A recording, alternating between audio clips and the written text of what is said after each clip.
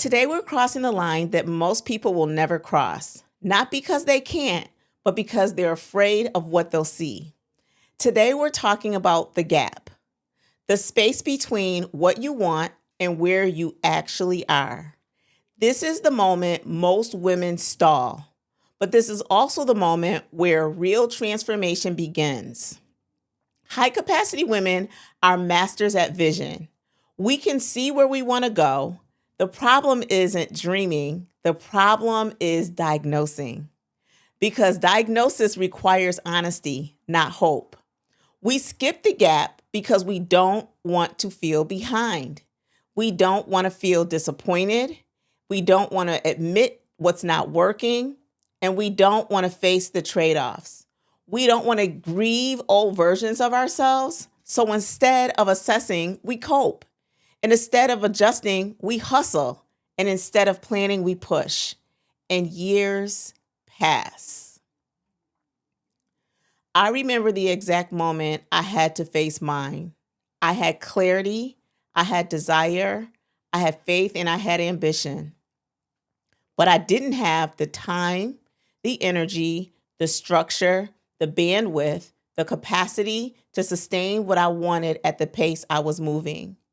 And the realization was humbling because the issue wasn't my calling, it was my capacity. And ignoring the gap was slowly burning me out. So let me tell you something freeing. A gap doesn't mean failure. A gap doesn't mean information. It tells you what skills you need, what support you need, and what habits must change, and what roles must be released, and what season adjustments are required. High capacity women don't fail because they don't dream too big. They fail because they don't adjust the path to match the reality. So without doing the how and explain the what, the time available versus required time, the skill gap, what you know versus what's needed, the energy gap, motivation versus exhaustion, support gap, self-reliance versus sustainability. Most women only focus on skills. That's why, especially as Black women, we're always going back to school to get one more degree, forgetting that support and energy gaps end more dreams than lack of talent.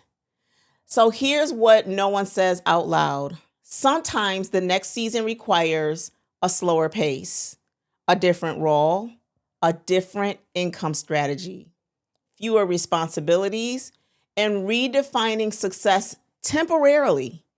That doesn't mean regression, it means preparation.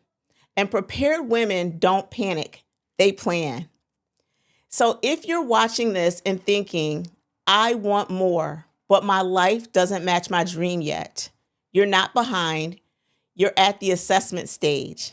An assessment is powerful, but you cannot assess honestly alone. Community provides perspective. Accountability accelerates clarity. So if you're ready to stop guessing and start seeing, then in the comments, type the word join. Because inside of the VonSwy Recreation Station, women assess their gaps without judgment and with support. And tomorrow on day 9, we talk about the most overlooked gap of all, and that's habits and daily behaviors. My name is LaTashia Martin, also known as Techie Tashia.